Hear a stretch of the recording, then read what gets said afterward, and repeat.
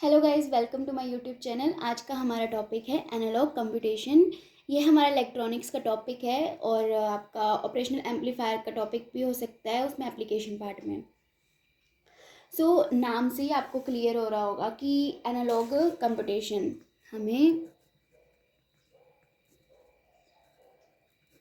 Computation का मतलब देखते हैं पहले। कंप्यूटेशन मतलब कैलकुलेशन, ठीक है। और हमारे पास जो एनालॉग का मतलब है, जैसे कि एनालॉग इलेक्ट्रॉनिक सिग्नल, एक आपके पास डिजिटल सिग्नल होता है और एक आपके पास एनालॉग सिग्नल होता है। एनालॉग सिग्नल आपको पता नहीं, जैसे ह्यूमन वॉइस और जो रेडियो होता है, जो रेडियो में सिग्नल्स होते हैं, ये हमारे पास कंटिन्यूस इलेक्ट्रॉनिक सिग्नल होता है। जबकि हमारे पास डिजिटल जो होता है वो डिस्क्रीट सिग्नल होता है। इसमें जो एनालॉग सिग्नल्स में आपको जैसे AC signal, AC voltage signal, AC current signal आ जाते हैं। तो और यहाँ पे कंप्यूटेशन में कैलकुलेशन क्या मतलब, जितने भी हमारे पास जितने भी मैथमेटिकल कैलकुलेशन है, एडिशन, मल्टीप्लिकेशन, इंटीग्रेशन, डिफरेंशिएशन, ठीक है, और डिवीज़न, जितने भी हमारे पास मैथमेटिकल कैलकुलेशन है। तो आपको समझ आया कि एनालॉग कंप्यूटेशन में क्या करना है आपको। चलो मैं बता देती हूँ।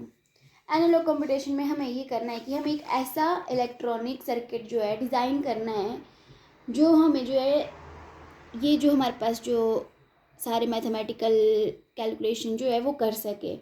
मतलब हम इलेक्ट्रॉनिक सर्किट डिज़ाइन करेंगे और हमारे पास जो है, मतलब अगर हमें डिफरेंशिएशन की वैल्यू चाहिए, मतलब कोई ऐसे टफ सी डिफरेंशिएशन दे दी, तो हम एक इलेक्ट्रॉनिक सर्किट में ही उसमें हम इनपुट वोल्टेज देंगे एज ए उसको, और हमारे पास जो आंसर आ जाएगा। अब कैसे आएगा वो हम एनालॉग कंप्यूटेशन में हम समझेंगे आगे। तो एनालॉग कंप्यूटेशन में आई थिंक आपको क्लियर हो गया होगा।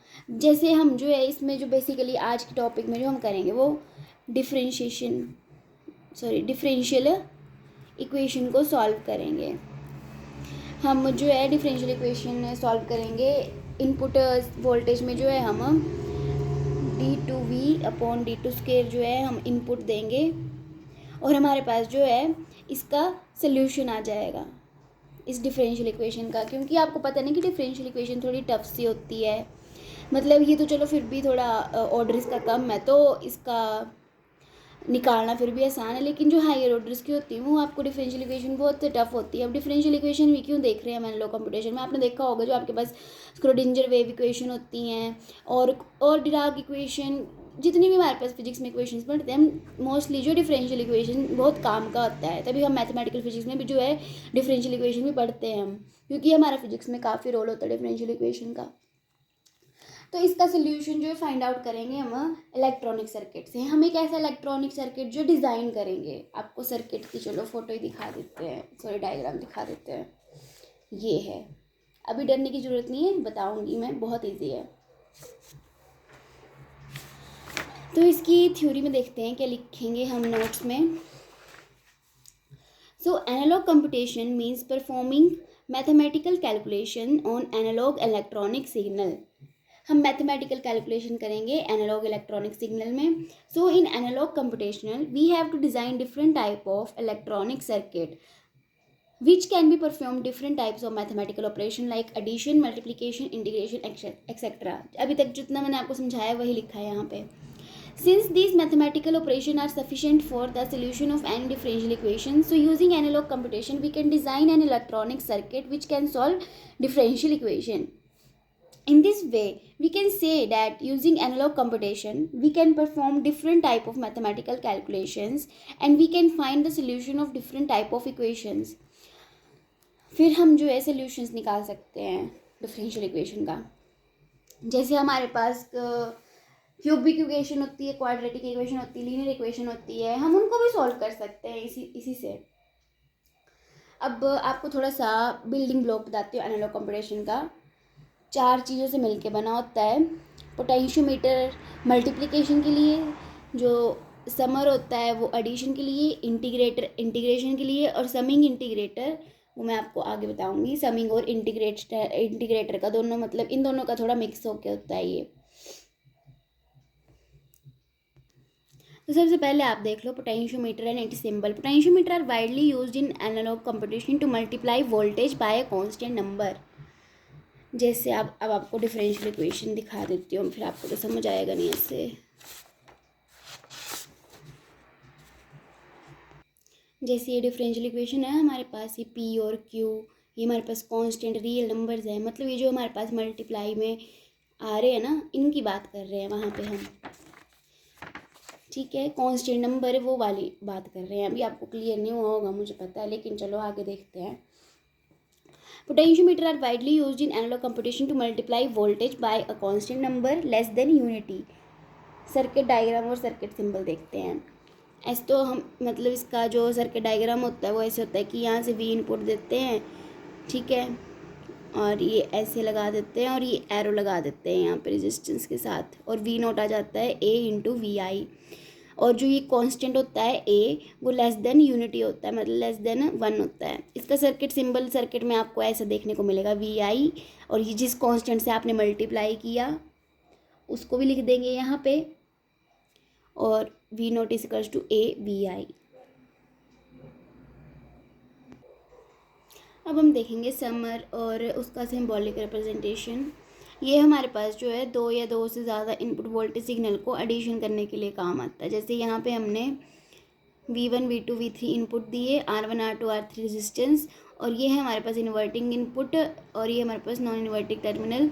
हमने नॉन इन्वर्टिंग टर्मिनल से जो है ग्राउंड कर दिया है, और यहाँ पे जो है हमने फीडबैक रेजिस्टेंस लगा दिया। और वी आउटपुट कहाँ कैसे आता है हमारे पास इसमें, RF/R1 और RF/R2 RF/R3, और ये हमारे पास नेगेटिव में आता है। अगर हमारे पास ये सारे रेजिस्टेंस की वैल्यू जो बराबर हो जाए फीडबैक रेजिस्टेंस के, मतलब सारी R1 = R2 = R3 = RF हो जाए, तो हमारे पास जो है V0 की वैल्यू आ जाएगी -V1 + V2 + V3, ठीक है। इसका जो हमारे पास सिंबॉलिक रिप्रेजेंटेशन होता है वो ऐसे होता है कि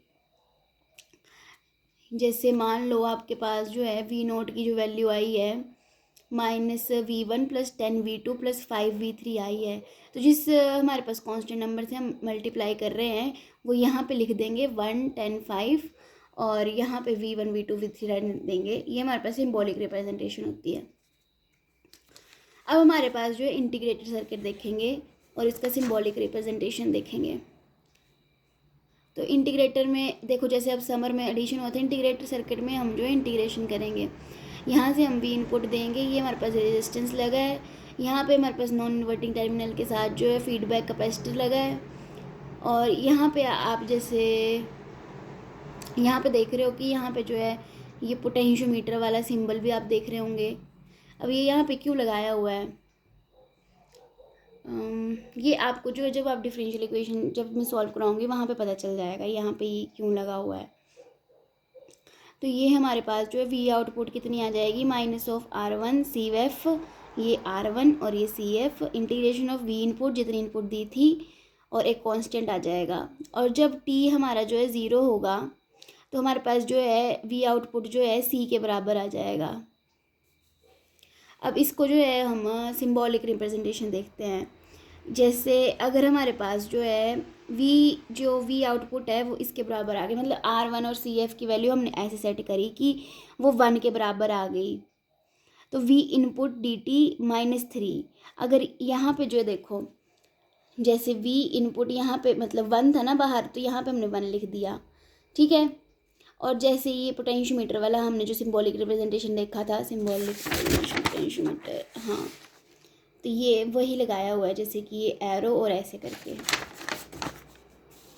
ठीक है, एरो, और जिससे मतलब जो हमारे पास कांस्टेंट नंबर है 0.3 -10, क्योंकि यहाँ पे देखो इसको मल्टीप्लाई करेंगे तो कितना आएगा -3 आएगा, यहाँ पे -10 वोल्ट दे रहे हैं हम। ये आपको भी धीरे धीरे समझ आएगा। इंटीग्रेटेड सर्किट है ये, तो ऑपरेशनल एम्पलीफायर में आपने पढ़ा होगा, अभी इतना ही क्लियर कर सकती हूँ यहाँ पे तो मैं। अब इंटीग्रेटर हो गया, अब समिंग इंटीग्रेटर देखेंगे। अब नाम से क्लियर हो रहा है समिंग और इंटीग्रेटर दोनों। यहाँ पे ये समिंग वाला पार्ट है और ये हमारे पास इंटीग्रेटर वाला पार्ट है। ये इसका सर्किट डायग्राम और इसका सर्किट सिंबल बिल्कुल सिमिलर जैसे ही है, कुछ ज़्यादा फर्क नहीं है। अब हम देखेंगे solution of ordinary linear differential equation with constant coefficient using analogue computation. तो अगर आपको याद नहीं है कि लीनियर डिफरेंशियल इक्वेशन क्या होती तो मैं बता देती हूँ।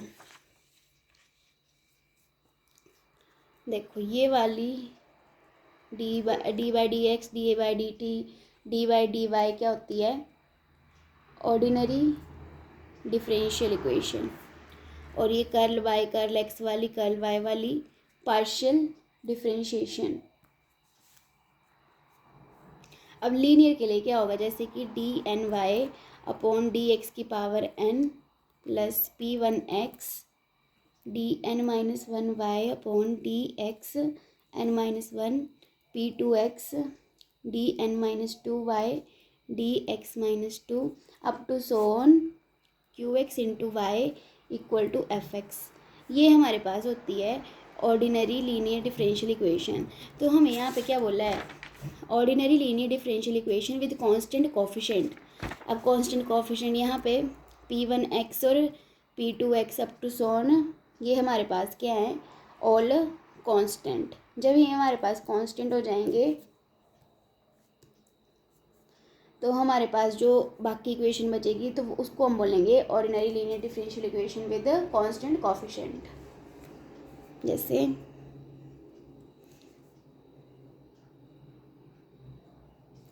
मतलब यहाँ पे बोला ना कि P1 P2 up to Son Pn जो है कांस्टेंट है।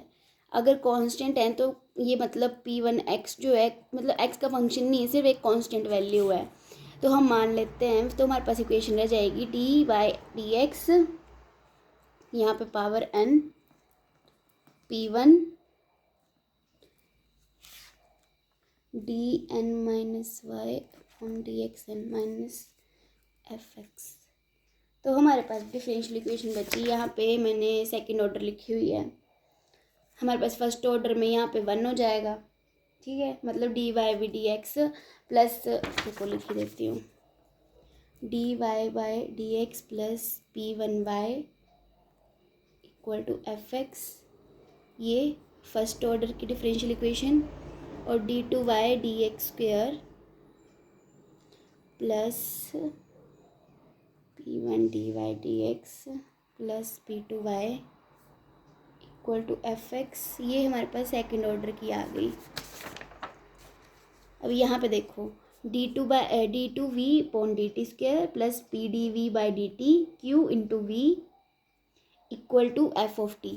ये मैंने यही लिखी ना सेकंड ऑर्डर की डिफरेंशियल इक्वेशन जो भी बताई मैंने, बस यहाँ पे P1 P2 और यहाँ पे बस P और Q लिख दिए मैंने। तो सबसे पहला हमारा स्टेप यही है कि हमने कंसीडर करनी एक second order ordinary linear differential equation जिसकी कांस्टेंट कोफिशिएंट है, ये हमने लिख दी। अब इस इक्वेशन को जो है हम थोड़ा रीअरेंज करके लिखेंगे। फिर यहाँ पे 2-4 लाइनें ये लिखें कि v equal to v t क्या है, हमारे पास value of voltage signal, p और q कांस्टेंट हैं, रियल नंबर्स हैं, और एफ टी जो है हमारे पास वोल्टेज सिग्नल है which is also depend upon time, जो हमारे पास जो टाइम पर डिपेंड कर रहा है। To design an electronic circuit by which we can calculate the solution of differential equation 1, first rewrite, पहले इसको रीराइट किया, मतलब जो हमारे पास d two b y by d t square था इसको एक तरफ लिख दिया और बाकी इक्वेशन इस तरफ लिख दी। अब जो है आपने सर्किट में ये सारी आपको मैं दिखाऊंगी सारी चीज़ें कैसे कैसे आई।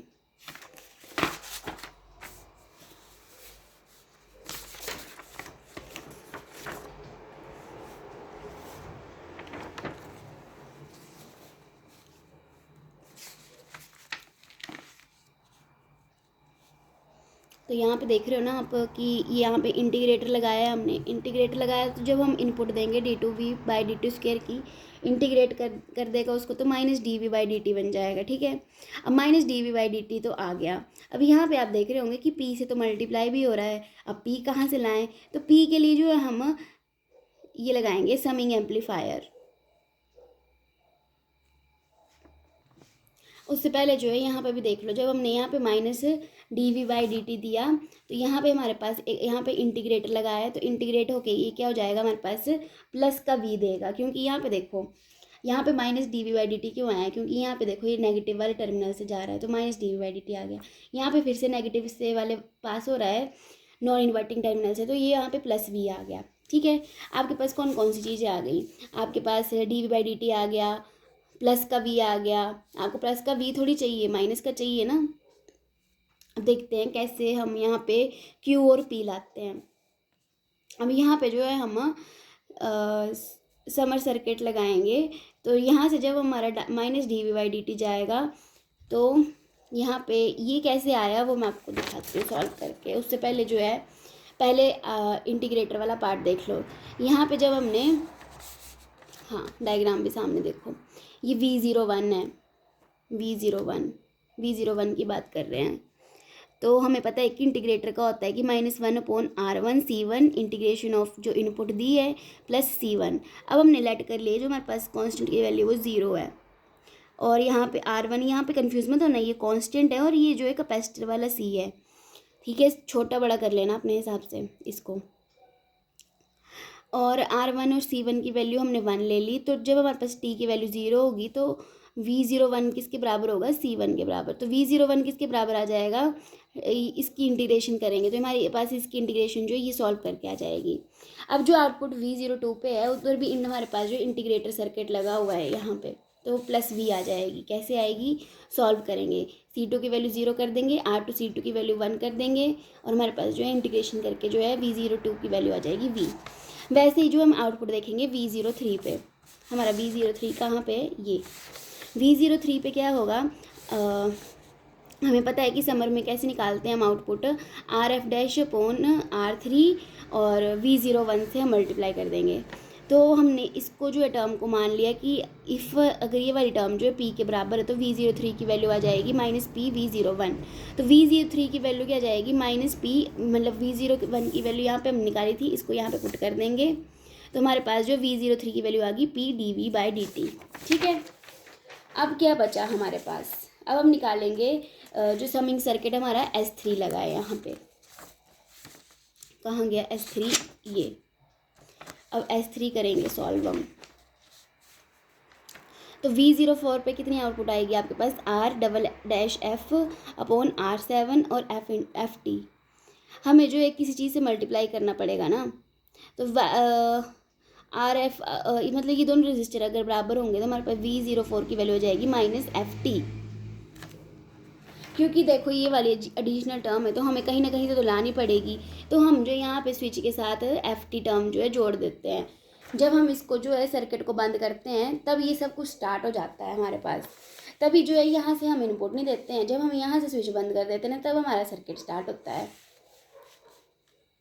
बुक्स में आपको बाकी यहाँ पे भी स्विचेस दिखेंगे, वो तो चलो एक्सटर्नल है ना, एक्सटर्नल स्विचेस है ये, लेकिन मेन स्विच तो यही था, ठीक है। फिर उसके बाद हमारे पास जो V0 आउटपुट आपको समझ आ गई। अब जो है यहाँ पे देखेंगे V05 पे, यहाँ से FT आ रही है, यहाँ से प्लस dV/dt आ रहा है, यहाँ से प्लस V आ रहा है।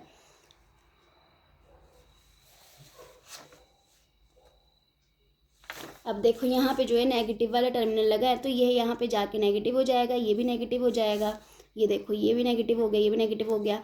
लेकिन ये वाला जो था यहाँ पे ये नेगेटिव से होके जा रहा था तो ये नेगेटिव था तो ये पॉजिटिव हो जाएगा यहाँ पे जाके, तो ये पॉजिटिव हो गया, सॉरी आपको दिख नहीं रहा था, ये पॉजिटिव हो गया। तो यहाँ पे हमारे पास जो आउटपुट ये वाली आ जाएगी।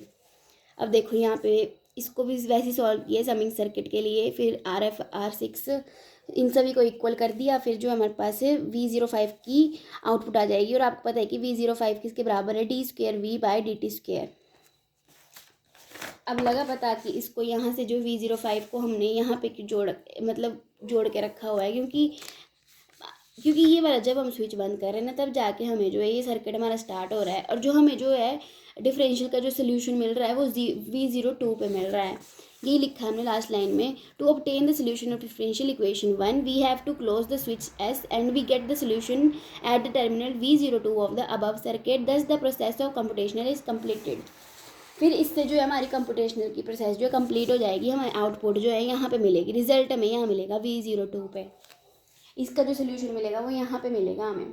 तभी इसको यहाँ पे मैंने ग्रीन लाइन से जोड़ के रखा हुआ है, क्योंकि आप कुछ बुक्स में देखोगे, मैं दिखा देती हूँ कि यहाँ पे भी स्विचेस लगे हैं, यहाँ पे भी स्विचेस लगे हैं, ठीक है। लेकिन मेन स्विच का जो काम है ना, ये नीचे वाला जो स्विच है इसी का काम है ज़्यादातर, इसको बंद करेंगे क्योंकि यहीं से जो है हम अपनी FT जो है आउटपुट दे रहे हैं, इनपुट दे रहे हैं यहाँ से।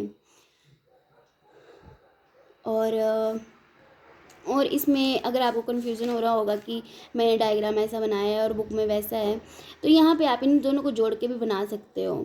जैसे इन्होंने बनाया हुआ है यहाँ पे कि यहाँ पे ऐसे वायर लगा दी है, पर ऐसे ज़्यादा क्लियर लगता है ना कि सब कुछ अलग अलग है, तो ऐसे साफ़ सुथरा दिखता है। बाकी इसमें और कुछ भी नहीं है। अगर डाउट हो तो आप कमेंट करके बता सकते हैं मुझे। यही था एनालॉग कंप्यूटेशन कि हमने डिफरेंशियल इक्वेशन सॉल्व करनी है, कुछ भी नहीं किया। यहाँ पे इंटीग्रेटर लगाया है, यहाँ इंटीग्रेटर लगाया है, यहाँ पे समिंग है, समर लगाया है, यहाँ पे समर लगाया और यहाँ पे समर लगाया और हमें आउटपुट चाहिए। यहाँ पे बाकी स्विच के साथ याद रखना कि हम FTP दे रहे हैं। ये क्लोज होगा, ये सारा सर्किट चलना शुरू हो जाएगा और यहाँ से हमें जो है d² v/dt² मिलेगा और यहाँ पे जो V02 पे जो हमें अपना रिजल्ट मिलेगा। आई होप आपको समझ आ गया हो। Thank you so much.